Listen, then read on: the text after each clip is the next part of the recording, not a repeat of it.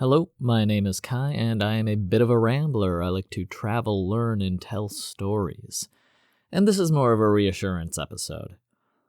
Let's talk about banking abroad. Bullet points, you can do it. It's very easy, especially these days. I'll start with cash and taking out cash in whatever country you're traveling to, since that's what I usually do. Charging debit cards almost always has a processing fee and a transfer fee, which can add up pretty quickly. And you have to make sure if you're using credit cards that your credit card has no foreign transaction fees. So, for the most part, I stick with cash because it's simpler, and most countries still use cash. Whatever country you're going to, you can check all of the ATM fees. Every single country I've been to, there are multiple places online that tell you all the different fees. Don't take the posted limits you see online as 100% accurate. Very often they have incomplete information, and it doesn't really matter anyway because most ATMs in the country are going to have the same ATM transaction fees, or very similar withdrawal fees. Maybe you'll pay a $3 surcharge if you take out your money at the airport versus in the city, but I personally generally find it not worth the stress to worry about finding the absolute best deal most of the time. I'll just take out my money at the airport and figure even if I paid $20 extra at an airport ATM, I'm only paying, let's say, $400 a month for a fully furnished hotel with all utilities and Wi-Fi included and maid service.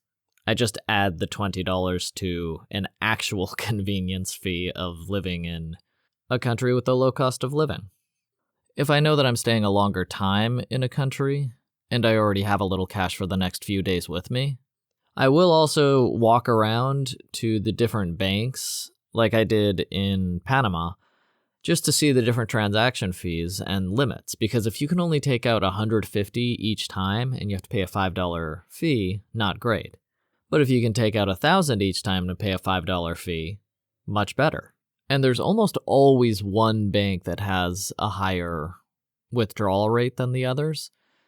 So, yeah, in Panama, the maximum you can withdraw is $250, except at BAC, where you can withdraw $500.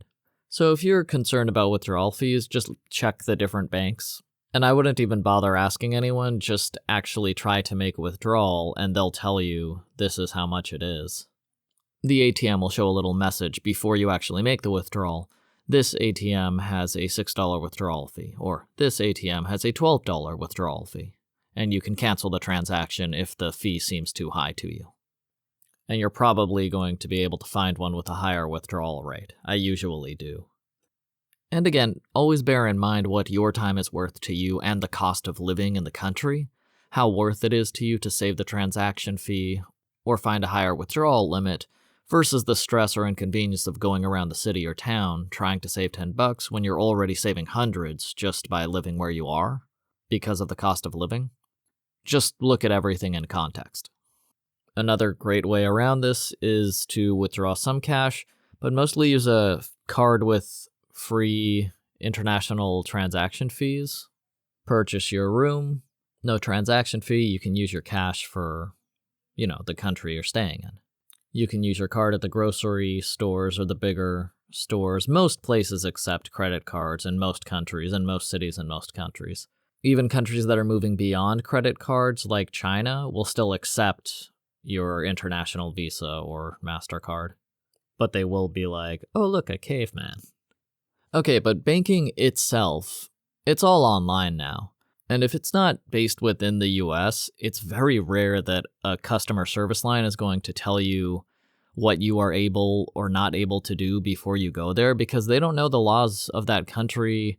It's just they're not allowed to give out advice because then you could say they gave you the bad advice and sue them.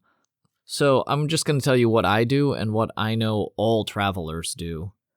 Get a phone number that works abroad. I use text now, you can use Google Voice or any online phone number. Get it while you're still in the States. Check if you can receive confirmation codes and call your bank using that number.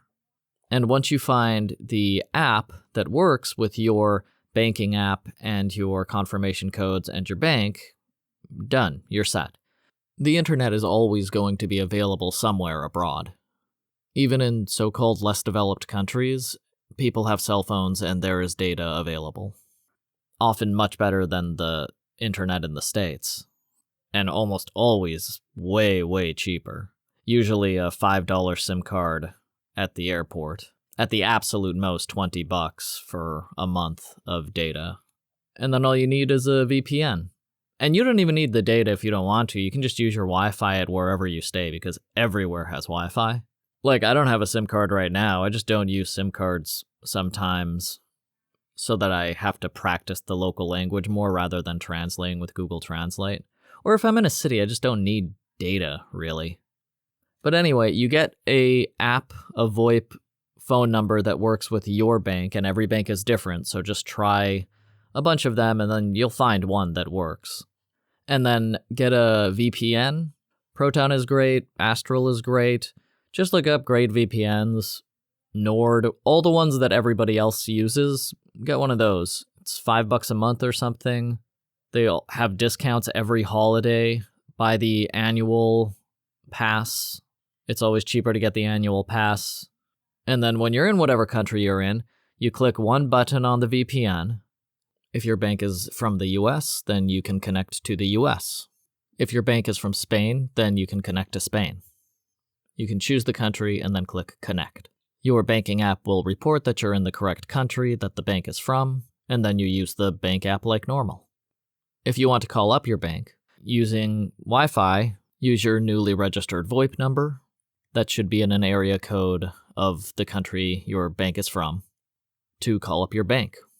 You can usually choose the area code for the VoIP number that you're getting, so it'll always look like you're calling from wherever you want it to be calling from, even without the VPN.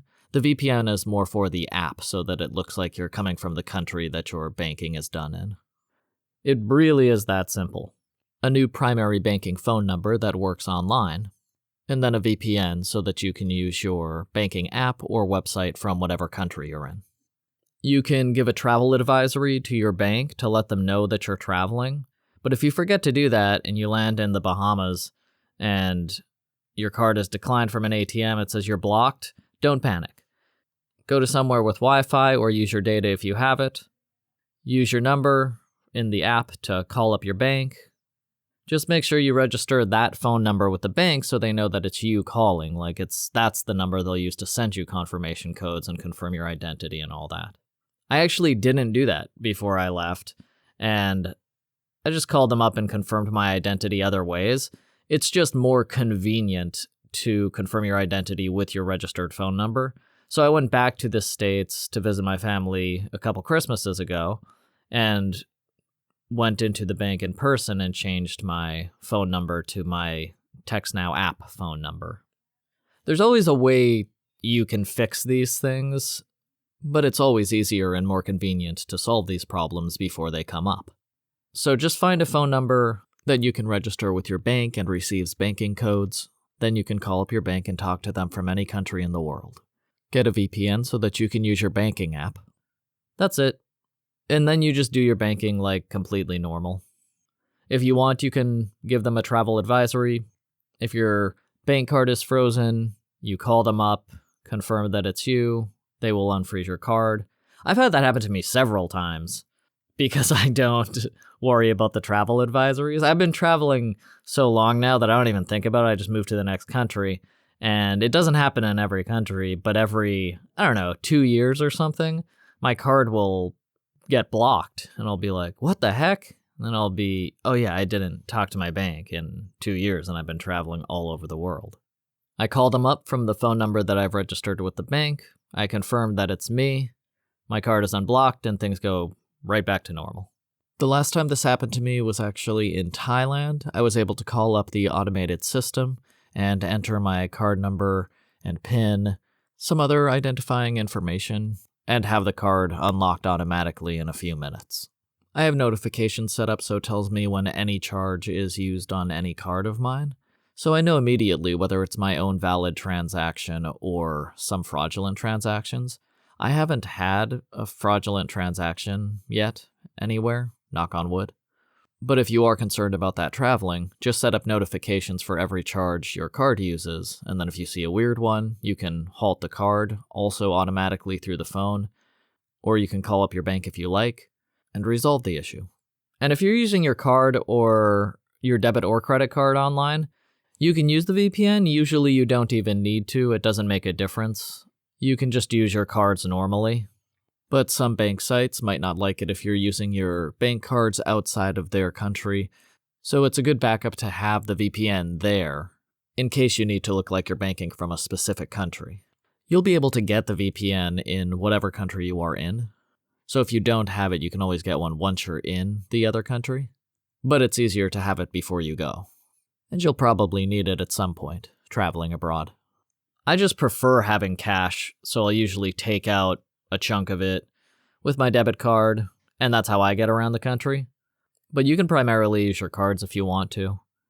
Yeah, really the only thing you have to do is make sure your VoIP app number is registered with your bank, test it before you leave the country and make sure it works with your bank. Have a VPN so you're definitely going to be able to connect to the United States using Wi-Fi when you're out of the country. And then bank like normal, using phone calls or your banking app on your phone or your computer with their website. That's how I've been banking for 15 years, and everybody else does abroad also. A new phone number and the VPN will allow you to continue banking as you're used to. Find a phone number that works with your bank. Register it with your bank as the primary account phone number. Test it and make sure it receives codes before you leave the country. I would get a VPN just to make sure you look like you're coming from the States, because a lot of banking apps are geo-locked to the bank's country. Like mine are, they won't work if I'm in France and I'm trying to use my American banking app. So I click on the VPN, and then I'm in the United States technically, and I can use the banking app. But as long as you have your registered phone number and the VPN, all of your banking will be normal. It will just work. If you're going to stay in a country for a long time, you can get a bank account, especially if you have a work visa. You just have to prove some kind of residence. But I honestly wouldn't go to the trouble unless you're planning on living there for like a long time, like a decade. Because it's just the hassle of opening up a new account and then having to explain yourself every time you talk to that bank, if you have to change a phone number or whatever, that yes, you are a non-resident with a bank account in that foreign country. There's really no reason to open a bank account in a second country unless you are absolutely going to live there for a very long time, because you can still take out money from ATMs, you can still use your credit and debit cards, and you can still bank online, whatever country your bank is from. I guess it should be noted, a lot of countries have other payment systems. Like I said, China's moved beyond credit cards. They use all QR payments now. If you're in the Philippines, they have like Dragon Pay. I can't remember. Every country has something.